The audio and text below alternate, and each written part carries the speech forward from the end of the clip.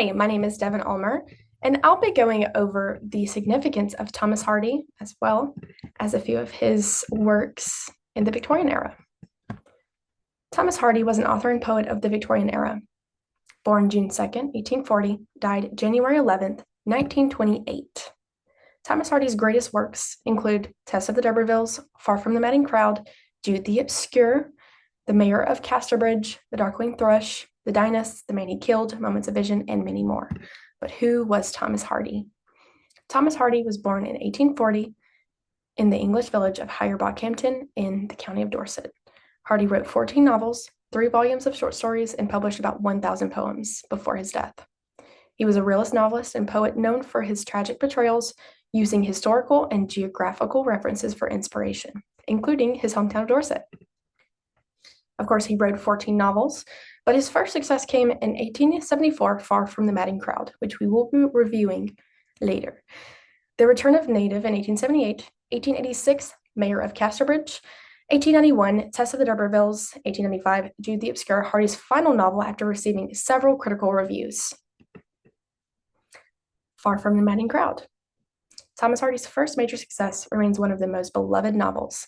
Set in the rural landscape of Wessex, the story follows the independent Bathsheba Everdeen and her 3 suitors. Hardy explores themes of love and resilience against the backdrop of changing Victorian society. I'll be dissecting Bathsheba and Sergeant Francis Troy. They were married. One of the big loves of the story, Bathsheba Everdeen, was an intelligent and independent woman who defies Victorian gender norms by managing her own farm. Admired for her beauty and spirit, her impulsive decisions lead to emotional turmoil. Over time, Bathsheba matures and becomes self-aware, making her one of Hardy's most complex and compelling heroines. Sergeant Francis Troy was a charming and impulsive soldier whose charisma captivated Bathsheba Everdeen. He lacked depth and responsibility. A secret revealed later, his tumultuous nature ultimately making him a destructive force in Bathsheba's life. A few quotes grabbed from the story. Bathsheba Everdeen receives a gold watch from Francis Troy after receiving several advances. She was rejecting adamantly up until she received the watch, and they asked her what was the change, and she says, "Love yields to circumstance."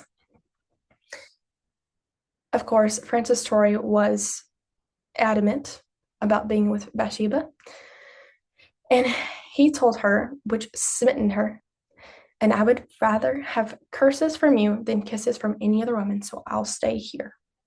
It's a completely polarizing quote from one of his lasts. A secret that was revealed in the book: he had fathered a child with his mistress, and she passed away during childbirth. Standing over her coffin, he attempts to kiss her. And Bathsheba says, don't kiss them. Oh, Frank, I can't bear it. I can't. I love you better than she did. Kiss me too, Frank, kiss me. You will, Frank, kiss me too. And he responds, "This woman is more to me, dead as she is, than ever you were or are or can be." Of course, this is metaphorically destroying. It destroys her confidence in what she figuratively wanted in her life. She is riddled with anxiety, and the narrator describes her as emotional convulsions that seem to have become the commonplace of her history. And later, completely riddled with depression. Hence, Bathsheba lived in a perception that her purposes were broken off. In a cyclical manner, she reveals later on that she is capable of coming back, and she becomes more independent, and she gains respect for herself again. She lost what she thought would be her husband until death, and it was not true. His betrayal was too great. Next, we'll be diving into one of his other great poems, The Dynasts, 1903 to 1908. Hardy's epic poetical drama reflects a lifetime of involvement with this historical material, including interviews he conducted with elderly soldiers who had fought in the Napoleonic campaigns. Hardy also visited the field of the Battle of Waterloo, where Napoleon's forces were defeated. Hardy's The Dynasts blends historical realism with metaphysical speculation, featuring Napoleon and Wellington, but also supernatural figures.